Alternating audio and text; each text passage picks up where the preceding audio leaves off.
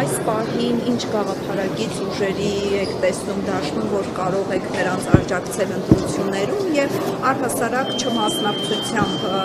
արդյոք կարծում եք, որ իշխանափոխությունը տեղի կունենա։ Նաև մեր կուսակցության նախագահ Սերժ Սարգսյանը նշեց, որ այսօր իրավիճակը այնպիսին չէ, որ որևէ կուսակցության մեղադրեն մասնակցելու կամ չմասնակցելու մեջ։ Իհարկե կուսակցությունը քաղաքական ուժը միշտ պիտի դերակատարություն ունենա, բայց համադրելով բոլոր այն փաստերը, այն իրավիճակը, որ այսօր կա Հայաստանի Հանրապետությունում, բոլոր այն վտանգները, որ մեզ սպառնում են, մեր կուսակցությունը որոշեց չմասնակցել, իհարկե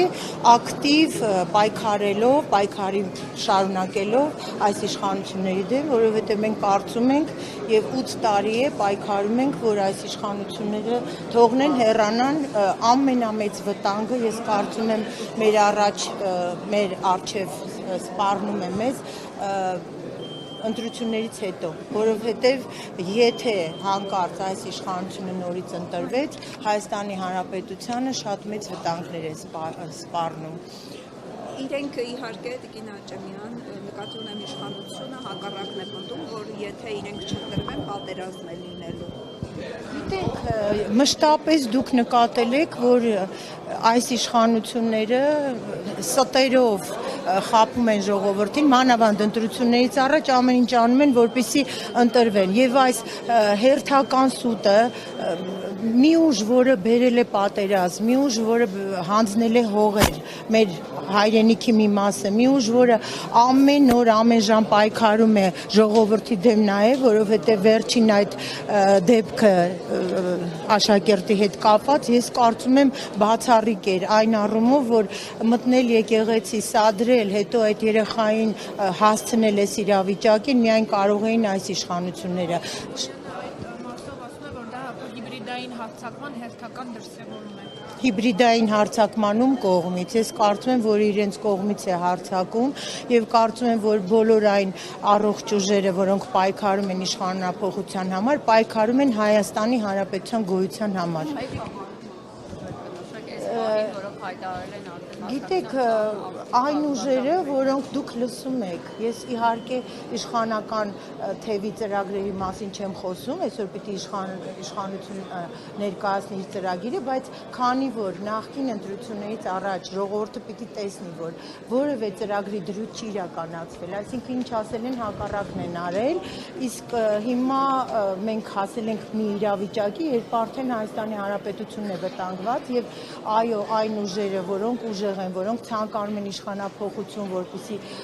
Հայաստանի Հանրապետությունը չվտանգվի, որպեսզի կարողանանք մեզ այս անելանելի վիճակից հանել, բոլոր այդ ուժերին պետք է աջակցել։ Ես դեմ եմ, ճիշտն ասած, այս ընդդիմության մեջ պառակտմանը,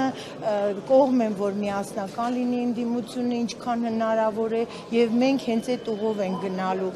օգնելու ենք, սատարելու ենք բոլոր այն ակցիաներին եւ փողոցային եւ առհասարակ քաղաքական, որոնք իրականանալու են, մենք մասնակցելու ենք, որպեսզի կարողանանք հասնենք մեր նպատակին։ Աճեմյան, խոսեցիք հետընտրական, որոշ զարգացումների մասին, այն դեպքում, երբ որ ընտրվի ՔՊ-ն։ Իսկ եթե չընտրվի ձեր կարծիքով այս իշխանությունը, անձամբ Նիկոլ Փաշինյանը այդպես հեշտությամբ կհեռանա, կընդունի իր պարտությունը, որ ընտրություններում պարտվել է եւ կհեռանա։ Կարծում եմ ոչ, որովհետեւ այս ժամանակահատվածում մենք տեսել ենք, որ ամեն ինչ արվում է, նախ ես սկզբան կարծում եմ, որ ընտրությունները կարող են եւ կեղծվել, որտեւ իրենք ընդունակ են դրան, իսկ մենք ընդդիմությունը ինչի համար եմ ասում պիտի լինի միասնական, որպեսզի նաև հետընտրական այդ պայքարում կարողանա հաջողել։ Երբեք առանձին այսօր հնարավոր չի հասնել հաջողության։ Ես կարծում եմ, որ միակ ճանապարհը միասնական ուժերով պայքարելն է։ թողնել մի կողմ բոլոր ամբիցիաները, հակասությունները, գիտեք, բոլորը տարբեր քաղաքական ուժեր են եւ կարող են շատ հակասություններ ունենալ, բայց այդ հակասությունները պետք է հաղթահարել եւ անպայման նայել մի կետի, մի նպատակի, այս իշխանություններին հեռացնել, որովհետեւ եթե էլի եմ ասում, իրենք ասում են, որ պատերազմ է լինելու, ես էլ ասում եմ, այս տարիների փորձը ցույց է տվել, որ պատերազմը ձեր հետ է լինում, բոլոր այն վտանգները, որոնք երկրի առջև ծառացած են, ձեր պատճառով են։ Երբևիցե նախկինում այսպիսի իրավիճակ չէր կարող լինել։